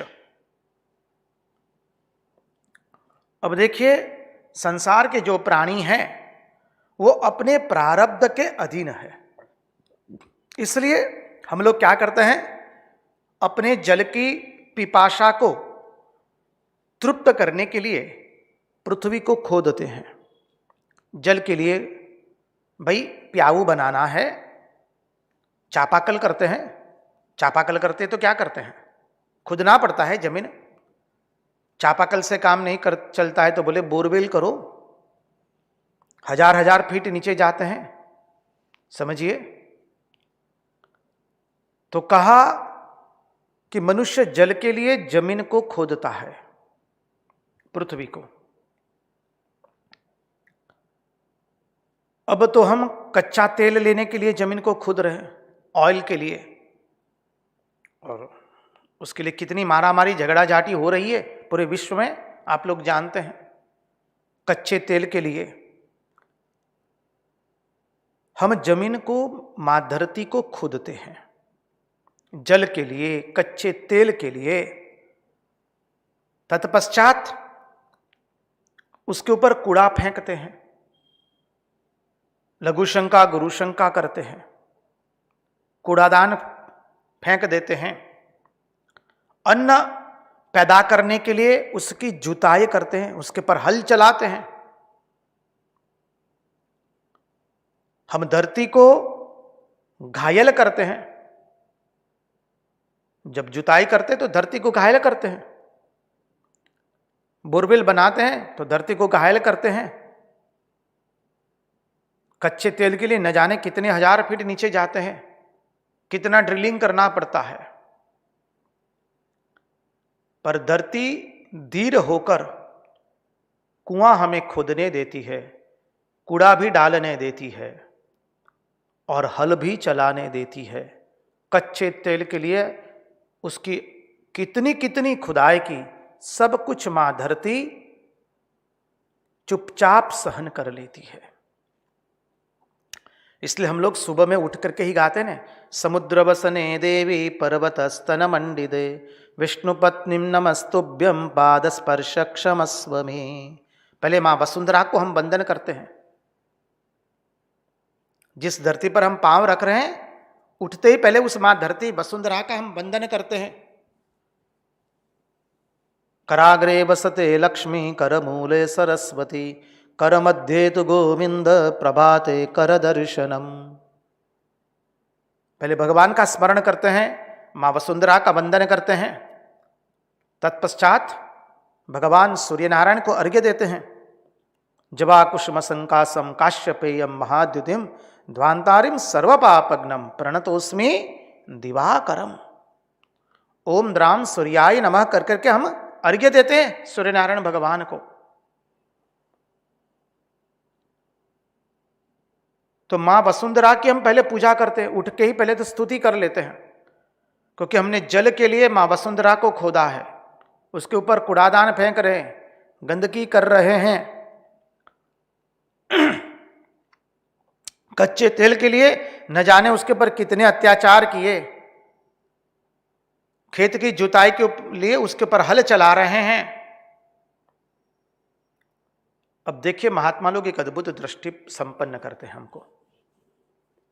ये हमारा शरीर भी तो एक पृथ्वी ही है, पंच महाभूतों से बना हुआ है। इस शरीर रूपी पृथ्वी पर मच्छर बैठता है, और हम जैसे जल पाने के लिए पृथ्वी को खुदते हैं, वैसे ही ये मच्छर हमारे शरीर पर से उसका जल प्राप्त करने के लिए खुदाई करता है। क्या करता है? खुदाई करके वो लाल रंग का पानी पीता है, और जहां मच्छर लाल रंग का पानी पीता, हम क्या करते? जोर से मारते हैं, उसी का वहीं पर गोविंदाय नमो नमः हो गया। अब मच्छर को मालूम नहीं है कि कोई आदमी है, उसके लिए तो हमारा ये शरीर जो है वो धरती है, और उसको तो जल पीना है, इसलिए वो खुदाई करता है। समझिए, उसको मालूम नहीं है कि इस शरीर रूपी धरती के अंदर में हम लोग जो है अपना मैं हमने वहां पर स्थापित कर दिया है। इस शरीर रूपी पृथ्वी पर हमने अपने मैं को जोड़ दिया है। मच्छर वो जानता नहीं है, और जैसे ही वो खुदने जाता है या खुदता है तो हम बस एकदम उसका गोविंदाय नमो नमः कर देते हैं। अरे रात्रि में सोने के समय जब करवट बदलते हैं तो न जाने कितने मच्छर मर जाते हैं। कई बार तो देखने में आया होगा। ये तो अभी मच्छर मारने के इतने सारे रासायनिक उपकरण अभी अभी निकले हैं, पहले कहाँ थे इतने। और अभी तो सर्वत्र अत्र तत्र सर्वत्र सभी मात्रा में तो उपलब्ध नहीं है, मच्छरों का त्रास तो है ही। तो रात्रि में शयन कर रहे हैं, करवट बदल रहे हैं, मच्छर मर जाते हैं। बस वैसे ही मां धरती जो है कभी कभी करवट बदलती है तो धरती कंप हो गया, कितने सारे डट गए। 2001 के अंदर में गुजरात में आया था, भुज में, कच्छ भुज सौराष्ट्र में अहमदाबाद तक भूकंप आया था। कितने लोग मर गए, हजारों लोग मर गए। वो क्या है, तो महात्मा लोग कहते मां ने थोड़ी करवट बदली है भाई। समझिए, हम करवट बदलते तो कितने सारे मच्छर मर जाते हैं। उस मच्छर को मालूम नहीं है कि हम इसमें इस शरीर रूपी पृथ्वी में मैं करके बैठ गए हैं। इसलिए जैसे ही वो बैठता है, खुदाई करता है, हम जोर से मारते हैं, उसको भगाते हैं। बस तो बोले हम बार बार इस मां वसुंधरा को खोदते हैं, मां वसुंधरा को खोदते हैं, फिर भी मां वसुंधरा चुपचाप है, कुछ बोलती नहीं है। मां वसुंधरा पर कितनी गंदगी हम फेंक रहे हैं, फिर भी मां वसुंधरा कुछ नहीं बोलती है, गंदा करते रहने पर भी। और इसलिए तो भारत में इतनी गंदगी हो गई, सरकार ने स्वच्छ भारत चलाया। समझिए, पृथ्वी कितनी धीर बन करके बैठी है। तो कहते हैं मनुष्य को चाहिए कि वह संसार के प्राणी जब मजबूर होकर के तुम पर कटु प्रहार करे, शब्दों का प्रहार करे, तुम्हारे चरित्र पर कूड़ा फेंके, अर्थात शब्द रूपी प्रहार करे, तुम्हें आघात करे, तब भी तुम अपने मार्ग से विचलित मत होना। देखिए, सभी संत महात्माओं के जीवन से यह बात आपको विशेष रूप से हम सबको सीखने को मिलती है। यही संसार जो अभी उनकी चरण वंदना कर रहा था, पहले यही संसार ने न जाने उनके पर कितने कितने आरोप लगाए हैं। स्वामी विवेकानंद का जीवन देख लीजिए, कौन सा आरोप बाकी रखा है, चरित्र पर इतना लांछन उठाया है। श्री रामकृष्ण देव को कलकत्ता के और दक्षिणेश्वर के लोग पागल ब्राह्मण कह के बुलाते थे। समझिए, दक्षिणेश्वर के पुजारी लोग कहते हैं हाँ एक पागल ब्राह्मण है यहाँ पर। दक्षिणेश्वर के लत्ते में जब ठाकुर निकलते थे तो कटाक्ष करते थे, कहते देखो परमहंस की फौज जा रही है जी।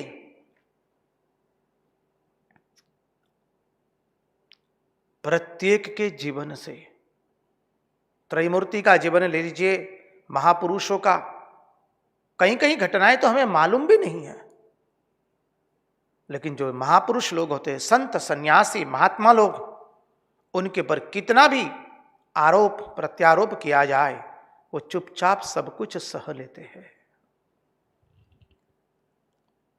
तो हमें भी सहन करना सीखना पड़ेगा मां वसुंधरा से।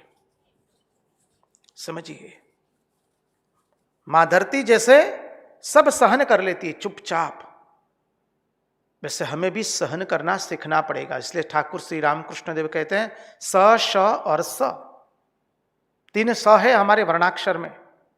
सहन करो, सहन करो, सहन करो। जो सहता है वो रहता है, जो सहन नहीं करता है उसका नाश होता है।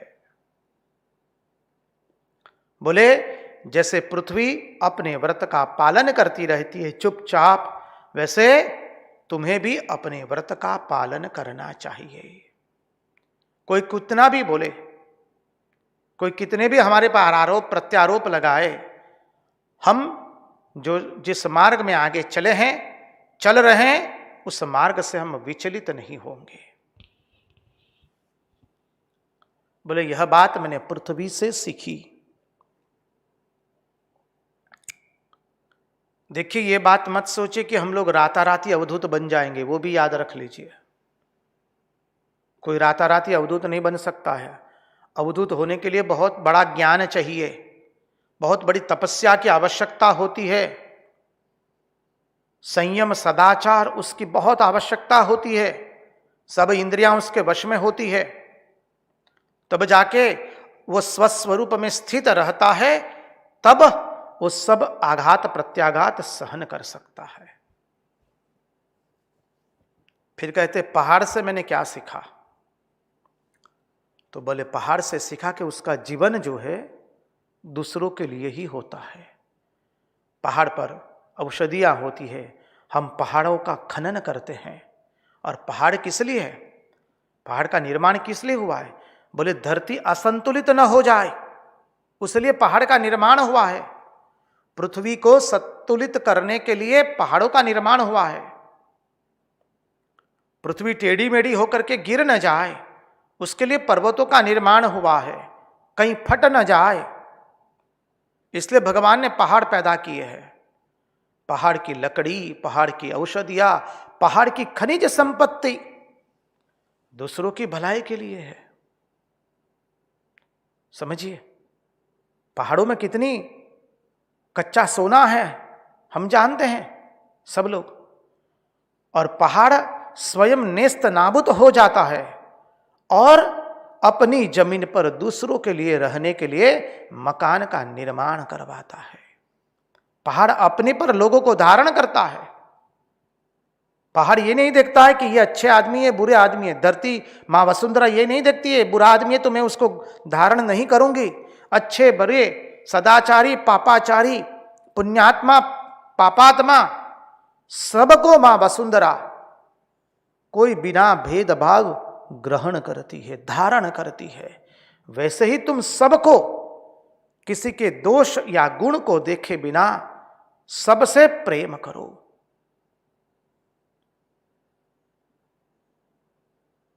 किसी के गुण दोष में मत जाओ। और अवधूत तभी हो सकता है जब वो किसी के अंदर में गुण दोष नहीं देख रहा है।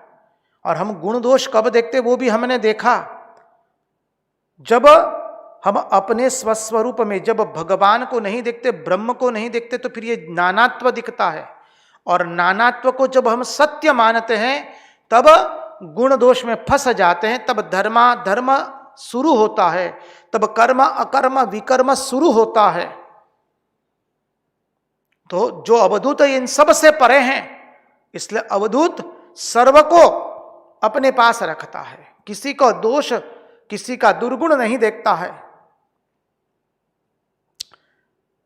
सबको धारण करता है, सबको आनंद देता है,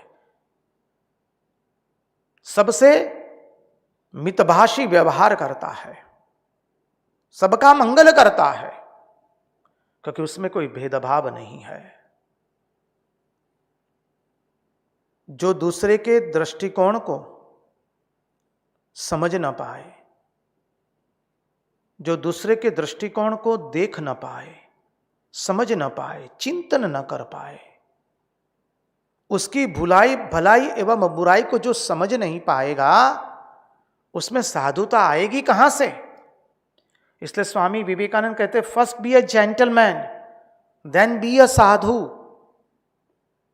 फर्स्ट बी अ जेंटलमैन, पहले हम सब लोग एक सज्जन बने, बाद में साधुता तो आएगी।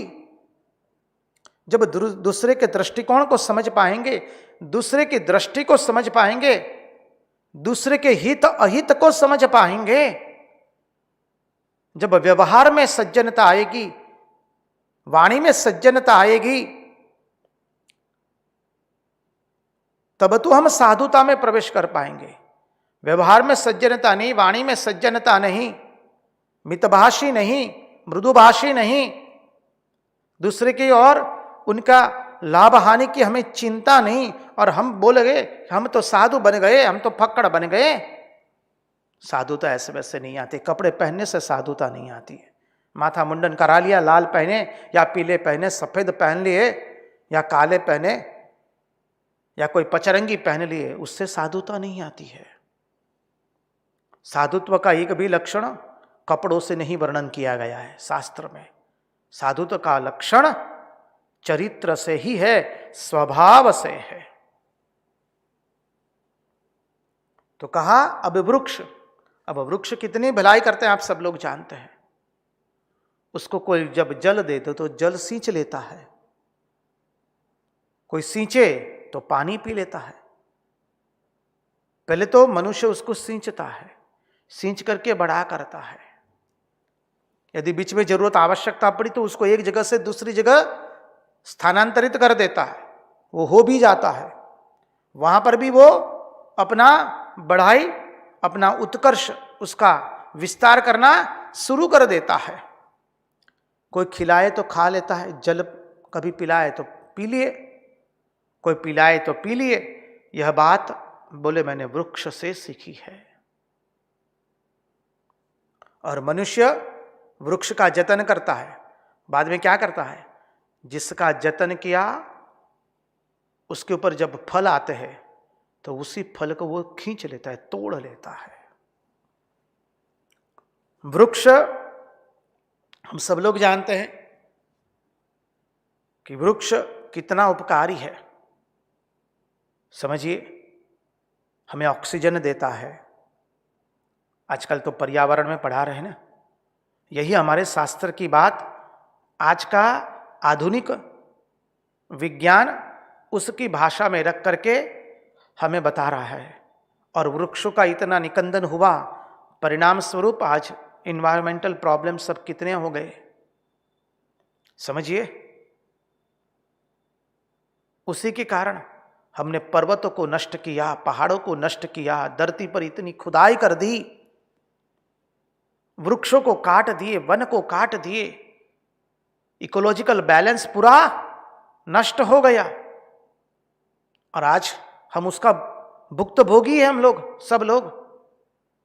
वर्षा नहीं हो रही है, होती है तो अतिवृष्टि होती है, नहीं तो अनावृष्टि होती है। और ये वृक्ष उनका फल भी दूसरा ले जाता है तो भी कुछ नहीं बोलते हैं। अरे वृक्ष की डालियां काटी जाती है, उससे मनुष्य अपने घर का राच रचीला बनाता है, अलमारी बनाता है, पलंग बनाता है, इत्यादि सब कुछ अपने जीवन जरूरी की चीज वस्तुएं बनाता है। फिर भी वृक्ष एक शब्द नहीं बोलता है। उसका वृक्ष का संपूर्ण जीवन ही परार्थ के लिए है, दूसरों के लिए जीता है। समझिए। तो बोले मैंने मां वसुंधरा से ये सीखा। इसलिए तो भागवत के श्लोक में आता है द्वितीय अध्याय में, यम प्रव्रजंदम अनुपेतम अपेत कृत्यम द्वैपायनो विरह कातर आजुहाव पुत्रेति तन्मयतया तरवोभिरेदु तम सर्वभूतहृदयं मुनिमानितोस्मि। व्यास ऋषि अपने शुकदेव पुत्र के पीछे दौड़ रहे हैं, हा पुत्र करके, और पुत्र अदृश्य हो गया है। तब वृक्ष, लताएं, पुष्प, पल्लव इत्यादि उनको कहते हैं, हे व्यास ऋषि, जिसे आप अपना पुत्र कह करके कल्पांत कर रहे हैं, वो केवल आपका पुत्र नहीं है, वो तो इस चराचर जगत में जो तत्व व्याप्त है वह परम तत्व है। तब वृक्ष कहते हैं, व्यासदेव, आपके एक पुत्र को किसी ने ले लिया, चला गया, तो आप इतना रुदन करते हैं।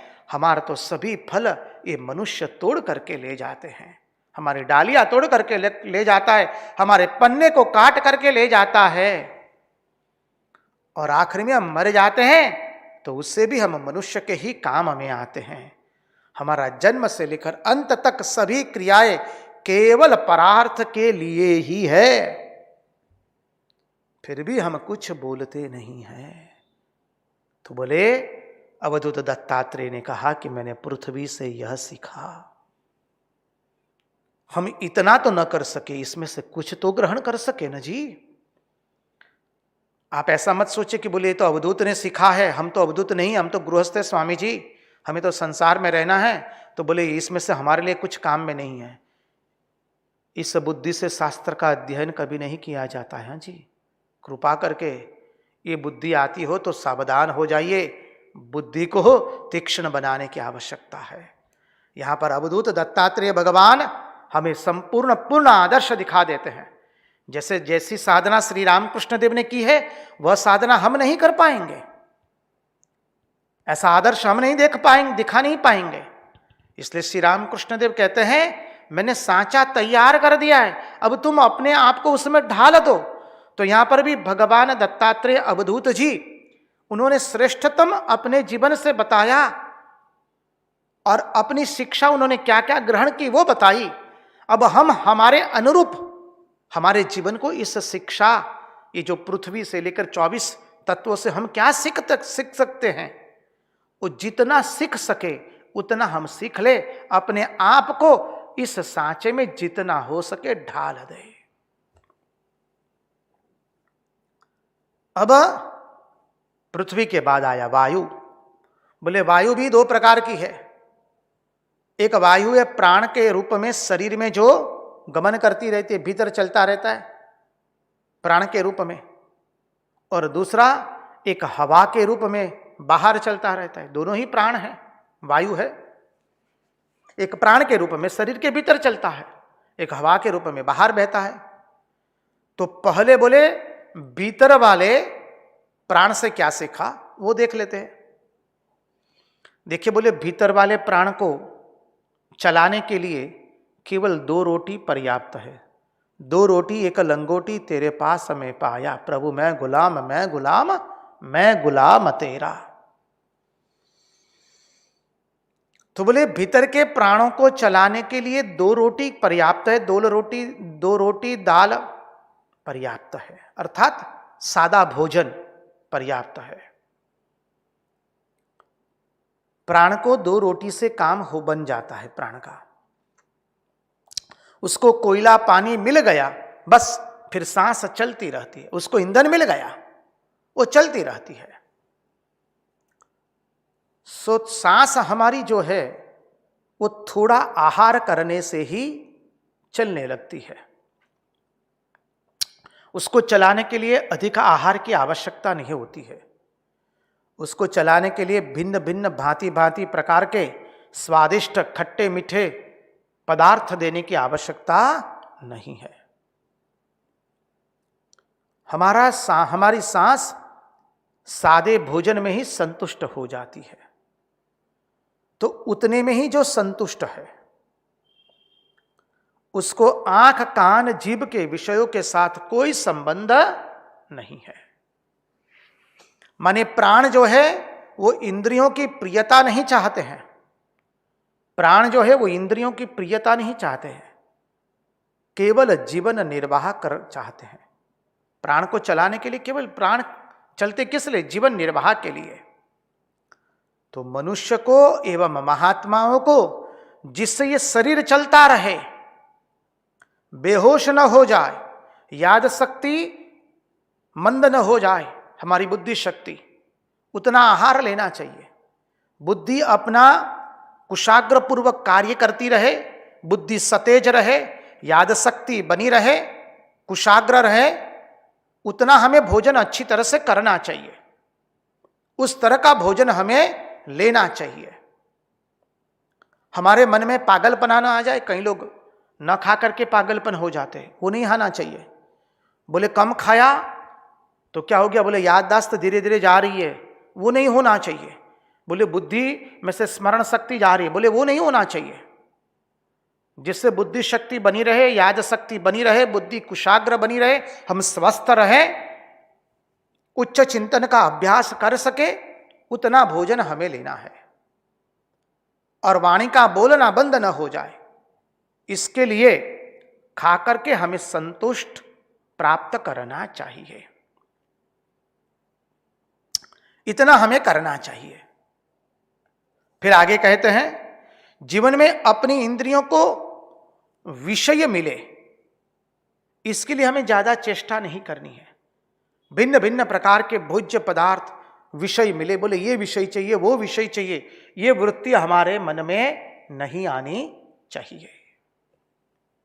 प्राण जैसे भोजन मात्र से संतुष्ट है, वो इंद्रियों के प्रिय विषयों से नहीं संतुष्ट होते हैं। प्राण केवल भोजन मात्र से संतुष्ट हो जाते हैं। वैसे ही मनुष्य को अल्पता में ही संतुष्ट होना चाहिए। Simple living and high thinking is the way to become happy. अब बोले बाहर की वायु से हमने क्या सीखा? बोले बाहर का जो हवा बह रहा है वो वायु क्या है? बोले सब जगह बहती है। यह वायु अच्छी जगह भी जाती है, बुरी जगह भी जाती है। वायु की अपनी कोई गंध नहीं है। जब गुलाब के बगीचों के अंदर में से वायु बहती है तो गुलाब की सुगंध को लेकर के जाती है, कुछ देर तक गई, फिर उस सुगंध को भी वो छोड़ देती है। बोले तत्पश्चात बोले पूरे सीवेज प्लांट आ गए। बड़े बड़े नगर में सीवेज प्लांट होते हैं, तो सीवेज प्लांट आए तो उस सीवेज प्लांट की हवा वो लेकर के बहती है, उसको भी वो छोड़ देती है। किसी गंध या सुगंध, दुर्गंध या दुर्गंध किसी को अपने पास रखती नहीं है। सुगंध या दुर्गंध को अपने पास रखती नहीं है। वैसे ही मनुष्य को सब समय क्या करना चाहिए? अपने जीवन में प्रशंसा और अपमान, निंदा और स्तुति को अपने पास रखना नहीं है। कोई निंदा करे तो भी त्याग करना है उसका, कोई प्रशंसा करे तो उसका भी त्याग कर देना है। जो मैंने वायु से सीखा कि मुझे निंदा एवं प्रशंसा में आबद्ध नहीं होना है। हमें किसी के दोष ग्रहण नहीं करना है, ना ही किसी के गुण ग्रहण करना है। समझ लीजिए, दूसरा सिद्धांत सीखा वायु से हमने। ना तो हम किसी के गुण को ग्रहण करते, ना किसी के दुर्गुण को ग्रहण करते हैं। और थोड़ी देर के लिए दोष गुण मालूम पड़ा, फिर क्या हो गया? बोले हवा ठंडी हो गई या गर्मी हो गई, गंदी हो गई, सुगंधित तो हो गई, लेकिन वह ठंडक, वह गर्मी, वह दुर्गंध गंदगी हवा में चिपकती नहीं है। वह गंदगी या अच्छाई बुराई हवा में चिपकती नहीं है, छूटती रहती है। उसी प्रकार योगी पुरुष को, भक्त को, साधक को तरह तरह के विषयों में जाना पड़ता है। हम सब लोगों को तरह तरह के विषयों के साथ में रहना पड़ता है, तरह तरह के लोगों के साथ में हमें रहना पड़ता है। अच्छे भी लोग हैं, बुरे भी लोग हैं। संसार में तो सभी लोगों का मिश्रण है। तो बोले ना किसी के दोष को ग्रहण करेंगे, ना किसी के गुण को ग्रहण करेंगे।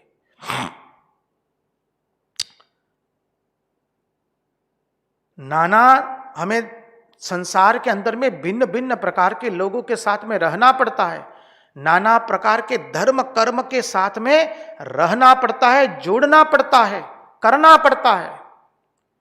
परंतु बोले किसी का गुण भी मत लो, किसी का दोष भी मत लो, क्योंकि आज जिसके गुण देख करके हम उसकी प्रशंसा करते हैं, कल उसके दोष देख करके हम उसकी निंदा करेंगे। और आज जिसके दोष देख करके हम जिसकी निंदा कर रहे हैं, कल उसी के गुण देख करके उसकी प्रशंसा करेंगे।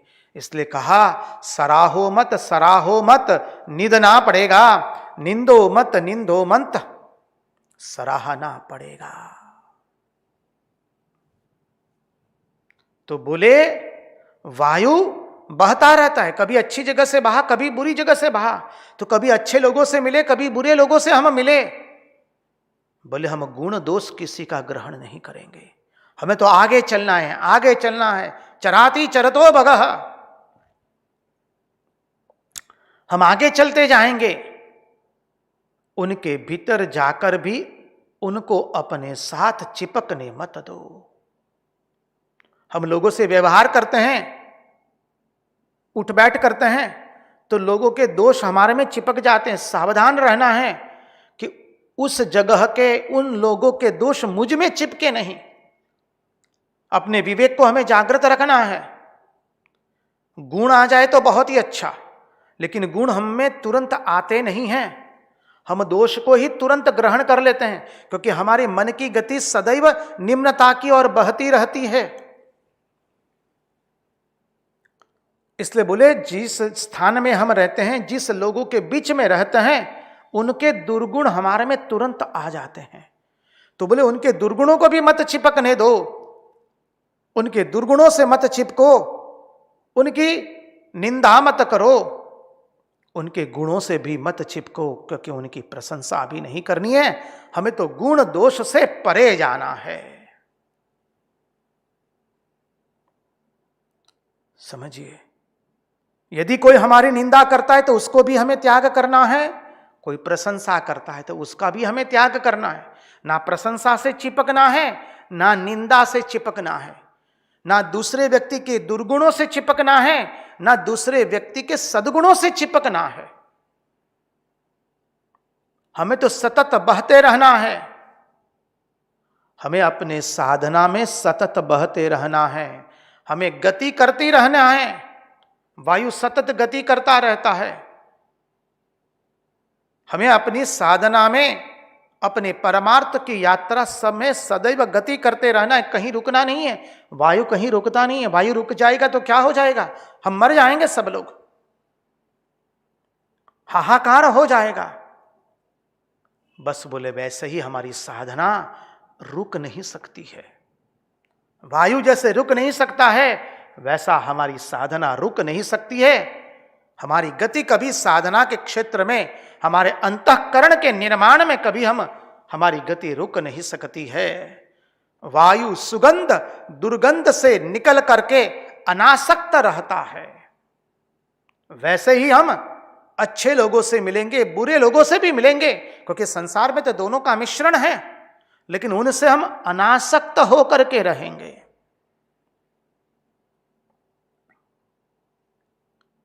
हम विषयों से असंग रहेंगे। विषयों के साथ में तो रहना ही पड़ेगा, संसार में है। विषय कहां है, कहां नहीं है, सब जगह विषय है। तो बोले हम विषयों से भी असंग रहेंगे। श्रीमद् भागवत महापुराण के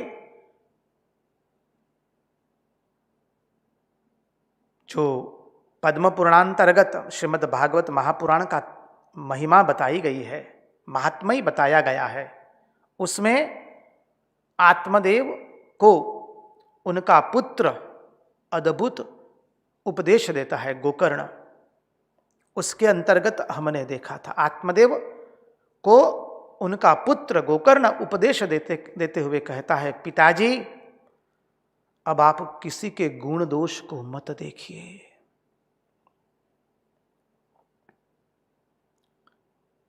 पिताजी आपने बहुत गुण दोष देख लिए, अब दूसरे के गुण दोष को मत देखिए, अपने स्वधर्म का पालन कीजिए। और पिताजी आप सदैव भगवान नाम की कथा सुनते रहिए, सुनाते रहिए, अपने मन को भगवान में लगाते रहिए। अब तीसरा तत्व आता है आकाश तत्व। आकाश तत्व से अवधूत दत्तात्रेय कहते हैं कि मैंने क्या सीखा वो कल हम देखेंगे।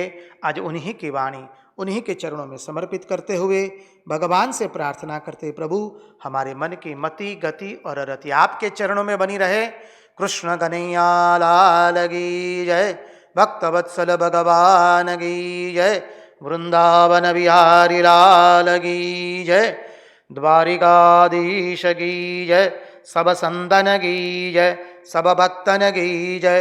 ओम नमः पार्वती पतये हर हर महादेव हर।